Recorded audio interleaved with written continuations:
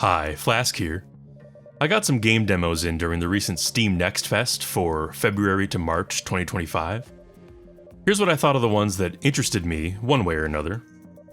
Do No Harm is a Lovecraftian medical puzzle game in the identifying and helping customers genre, like Papers, Please or Strange Horticulture, for instance. You are a new doctor in an Innsmouth-esque town, and every day a parade of patients comes in with various symptoms for you to cure. You have to use measured dosages of 4 medicine types based on what your big diagnosis book tells you. Starts simple, escalates the complication. I didn't really reach an understanding of how to balance things with like allergies or restrictions with your dosages, but that might be me missing some instruction.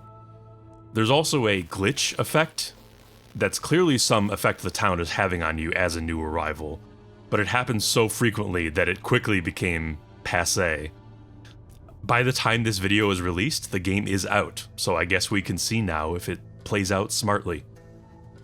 Kulebra and the Souls of Limbo, or Kulebra and the Souls of Limbo, is an adventure game, 2D sprites on 3D, sort of taking aesthetic cues from Paper Mario, as you can see. You're a snake spirit in Limbo, going around helping people out to make your own progress. And like, say, Majora's Mask, there's a time of day system. Different things happen at different times of day. Characters go about their lives to some extent. In this one, though, the characters, aside from you, simply forget things each new day, unless something of a momentous emotion happens. So it's not actually time looping, but that's essentially the mechanic of interacting with and helping NPCs. It was pretty enjoyable, and the demo content at least was very tightly designed. So this could be a real gem for the genre. Centum is a pixel art point-and-click adventure in an escape the room framing, in a virtual computer simulation framing. It wasn't doing too much for me as a demo because of its sort of esoteric presentation and philosophical musings, to the exclusion of a real through line for what's even going on. But by that same token, maybe it'll work in the full release as a full package. Because the vibes honestly weren't bad. I mean, look at this guy. Look at this. Kero Quest 64 is a 3D platformer in the vein of Super Mario 64. And it is deep in that vein. The movement mechanics feel very similar, at least in design philosophy. You are a frog person running around to different areas, collecting coins and diamond void prisms or something. Those are the star equivalents. It's very promising. I do love 3D platformers. I definitely just wanted to keep playing this one when I stopped, so that's a good sign. The controls and level design felt right. I'll also be curious to see whether there's much of a plot to this, or if it's more just a surface level experience. Seems pretty light in the demo, but something about the diamond void prisms made me wonder. HASTE: Broken Worlds is a 3D third-person runner game where you run fast. You run and jump very fast, and you can use a board to make you go faster, the energy of which you build up by executing perfect landings on slopes. Neat system, pretty fun. I really wasn't that good at it, but I'm sure it's a skill you improve as you play. The framing is some kind of time-space portal-connected levels. You go into these shards that play out in a procedural choice of levels. You can buy items from certain shop spots with money you pick up. And others are challenge levels where you have to locate the portal in a big open area. But most of them are the linear runner levels where you're timing landings, dodging obstacles in your way. Also, some kind of dark corruption chases you through the levels, which adds a further incentive to keep speed, on top of, being raided at the end. Total Chaos is a survival horror crafting game set on a decaying island mining fortress that might have also been a hospital, or mental hospital, naturally. It wasn't without atmospheric spook merit, I've definitely seen worse and more aimless horror games, but it really didn't grab me in the time I played for multiple reasons. The environment, while dark, dirty, and deliberately designed enough, was also pretty dull. Part of the issue is I don't think I got much into the crafting part in the amount I played, so mostly I was just picking up heaps of healing junk, which I needed for when the uninspired monsters showed up and attacked me after the only weapon I'd found quickly broke. Granted, there is a dodge that comes in handy, but I don't know, it just seemed rather limp. And on top of all that, there was a weird fisheye lens effect to the perspective that I couldn't find a setting to turn off. At least you could turn off the vignette. So it wasn't total chaos. In fact, it felt fairly directed, but it didn't do a great job of enmeshing me as a fresh player. HYPERxFANTASY is something. I think it's a third-person action-adventure. The Steam page claims it's set in a near-singularity brutalist dystopia. Yeah, okay, that checks out, I guess. Seems like big open areas will be part of it, but the initial gameplay has you go through kind of a limited computer representation of your experiences. Once you get to the combat, it seems to be swordplay with sort of a Beat Saber directional mechanic to it. The overall movement feel is strange. My impression is that the developer's ambition might exceed their technical, if not ability, then capability. In other words, it felt jank, in the parlance of the people.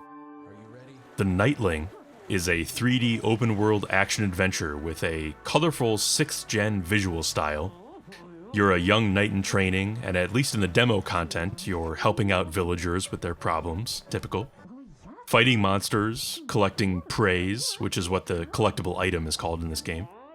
One of the main mechanics is the ability to slide on your shield for traversal purposes. Always a fun thing to be able to do. And your shield talks, by the way, it's a character. And in fact, it's the only character whose voice is not muffled, but the game does have voice acting all around. So things like that, the animation work, the world itself, all pretty polished. The game did not run very well for me, and by default it was on medium settings. So hopefully that doesn't carry over to release. To be fair, I didn't muck with settings, but again, it started on medium. Still, I enjoyed myself. White Knuckle, I award most interesting game here that wasn't for me. I thought it might be, but it wasn't. It's a first-person speed climbing game set in a brutalist megastructure of some sort. You have to manage your stamina, limited items like pitons, and you might even get chased by stuff, thus testing your climbing technique mastery. I demonstrated no such mastery, and although it's most certainly a system that you have to learn and grow more skilled at, all I felt in my brief playtime was mild frustration. And that's not the game, I don't think. That's my brain. But if this looks cool to you, it could very well be cool. GearGrit is a third-person action-adventure inspired by 2000's PS2 games, as they say in the store description. You play as, I think, a mechanic goblin lady in a grungy, futuristic city. In the demo, it's unclear why you're doing what you're doing, but it seems inspired by Jak 2, so maybe the themes are similar. The game has potential. The biggest thing detracting from it is just game feel. You do get the hang of it, but it never stops feeling a bit sluggish and questionably responsive. The combat feedback isn't great. Also, not a big deal, but the first thing I had to do was bump the camera sensitivity way up, because by default it was like turning the turret of a tank speeds. It's not all around bad, but it is all around iffy. I'm not sure that something so fundamental is fixable, but if it can be, this game could be good fun. I did not dislike my demo experience here. Kill the Music is a rhythm-based bullet heaven game. So, typical roguelite progression wherein you're in an arena with attacks that go off automatically to destroy spawning waves of enemies. Only in this one, you bop the button to the beat of the music. Everything is music themed. First and foremost, what a stellar sense of style. The stylistic cohesion goes a really long way to making this one stand out from the pack. And fun music, too. The worst thing that could happen to this game, focused on music, would be that the music is lame. Thankfully, it's not. Now, I'm no drummer, but I have a pretty good sense of rhythm. I don't usually play rhythm games, more because I get tired of doing it than I'm not rhythmic. But in this demo, I felt like I was getting perfect beat hits by hitting it slightly delayed. And even the little ch noise acknowledging the button press seemed off to the music. I don't know how that could possibly be, considering it's the core of the game, and I have to imagine it's mathematically calculated. But maybe the perfect window is too lenient, or maybe I'm wrong. Regardless, this may still be one of the few bullet heavens that has captured my attention in a real way. But just so you know what I know, I saw that this developer has made a previous rhythm game, sitting at mixed reviews on Steam currently. Hypogea, I'm going with Hypogea, is a 3D platform adventure where you play as a robot ascending through a ruined megastructure, possibly in the post-apocalypse. I'm going to assume it's underground, since the title is probably derived from the Greek word hypogeum, meaning underground. In the demo content, at least, the game is wordless outside of tutorial prompts. So the story itself may be entirely gesture and inference, which is always a treat. The real selling point of the game is its movement system, the core of which is your staff. You can use it to pole vault over gaps, stand on it to reach higher ledges, grab onto edges with it, activate switches, all sorts of things. Very intriguing mechanic, and it felt satisfying to play. The Steam page says it'll be short, so I could easily see myself getting this when it comes out. The restraint to explore exactly as much as the mechanical system offers, and no more, is often a testament to game design skill, I think. UNYIELDER Prologue is a first-person roguelike action game. Apparently it's boss rush style, which I wasn't sure of in the demo. I could only play so much of the demo because, while visually stylish and intense, the fast-paced first-person fracas of the combat made me feel like I was going to be sick. Like there's an epilepsy warning at the start, and I felt like even I needed that as a non-epileptic. It was just overwhelming and messy. It looks like you're going to go back to a hub to talk with characters and upgrade in between bouts of combat. So if they can somehow clear the clutter and make the characters interesting, then maybe we have something. I'll say, it seemed like there were players enjoying the demo, so maybe they're people more accustomed than me to the frantic, effects-obscured type of game. Ruffy and the Riverside is a 3D platformer with 2D hand-drawn animated sprites in a 3D world, similar to others in the genre in its collecting stars to open doors to new worlds. There's a hub that also has activities to do. All sorts of animal characters. Ruffy and his kind themselves are like intensely happy Ewoks, basically.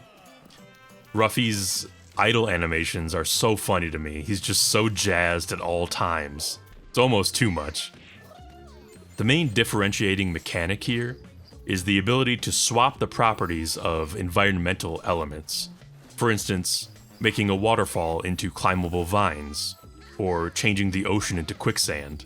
It's not completely open, you're really just allowed to swap properties for puzzle solutions, but it's a good way to create unusual challenges. It felt just a tad floaty to me in movement, but that seems to be an issue more with 2D sprites in a 3D environment games in general. Overall, it was solid. Potentially a lot of fun here, so I'll be keeping an eye out for it. As We Descend is a strategy roguelike deck builder game where you're operating the defense of a barrier-covered city against creeping monstrosities and miasmas. You do what you can each cycle, equipping yourself in the city, then sending expeditions out to try to retrieve items in the monster-infested underground. Occasionally, the city will be assaulted by a larger foe that you have to defend against. The combat itself, as I said, uses cards. You have units that you can position to some extent against the creatures that attack from the miasma outside your protective sphere. Every turn, you play cards to attack or defend with your units.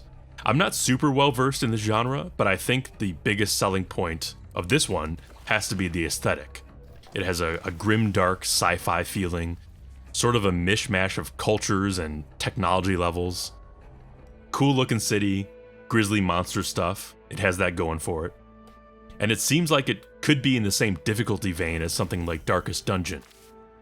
Your saving grace is that every defeat means further upgrades towards your next attempt. That's good news for people who might be bad at the game like me. Time will tell if the gameplay systems hold up to scrutiny and extended play. PaperKlay is a 3D platformer set in a craft-constructed world. The environment is made out of cardboard and paper. The coins you collect are buttons. Your chicken character is clay. The villain is papercraft, all sorts of materials on display. It's still a typical 3D platformer at the end of the day, but the visual design gives it a real good foot forward. It can do stuff like have the world build up in front of you, or have some NPCs be like cloth puppets. It's cute. And overall seems geared towards a younger audience. There are certainly flaws to be ironed out. The gameplay feels fine, solid, but the camera does an odd snapping thing. The audio mixing is also rather poor, and the subtitles could use another pass. The coins have absolutely no magnetism, which is a pain considering how many of them there are. Little things here and there. It was amusing to hear the main menu music and thinking immediately, oh, we're doing Banjo-Kazooie. And then, in the opening credits, sure enough, Grant Kirkhope worked on it. The lineage continues. I could see PaperKlay occupying a nice space as the standout, child-friendly 3D platformer that we get every so often. The Kazooie-like of each new generation, if you will. But it still could use some polishing. Cold Abyss, Director's Cut, which I suspected was called a Director's Cut because it's one of those expanded Steam versions of an itch.io game, and sure enough, that is the case. I didn't play the original, even though it's free, because I wanted this version to just win me over on its own. And for similar reasons, I didn't play that much of this demo, because it feels like a game you should just play on release in one shot. It's pretty straightforward. You're a diver repairing seafloor cables. It's dark down there. You need to keep an eye on your oxygen and replenish it at stations regularly. So there's that aspect of managing your oxygen trips versus your cable repair trips. And they are trips because you're walking to wherever you're going, across the silt, in the dark, and the foggy water. Only a wee flashlight to see your way. Strange radio interference. Odd underwater structures looming in the distance. I have a theory. I think you're actually a very small person in a normal-sized world. Something about the texture of the sandy seabed and the man-made objects, the size of them, makes me feel like you're actually the size of maybe a crab or smaller. But that's just a wild theory I came up with. Maybe there's nothing strange going on in this game at all, but there may be. Lost in Random, The Eternal Die was perhaps the most dicey pick for me, because I enjoyed the original Lost in Random, and it's always a bit of a toss-up when a sequel to something you like changes genre. But I wanted to try it, and I'm happy to say that I liked the demo. It looks great, it feels great. In a way, it feels like just a change in perspective on the combat of the original game. But of course, it really is a proper action roguelite, with skill choices and upgrades. You're slashing and dashing, it's a flurry, you're using special abilities, and throwing your die ally is a way to not only do damage, but also modify attributes and numbers based on your applied upgrades. It's a nice system, and sort of a play on the first game's mechanics with the dice throwing. Lore-wise, I don't know if it's a sequel, because I don't remember where the character you play as in this game ended up at the end of the first game. Everything online uses the word sequel, so I'm just going with that for now. I don't have much more to say about it, other than, even though I don't play many of this genre, I'll probably pick this one up based on its world and game feel. It was challenging, because I suck, mostly, but it was a fun suck, and you suck less every time you fail. Now that I'm done listing the few games I played in between all those 3D platformers, hopefully there was something in there that'll make you happy when it comes out. Or make you feel smart. Or scared. Whichever it is, see you next fest.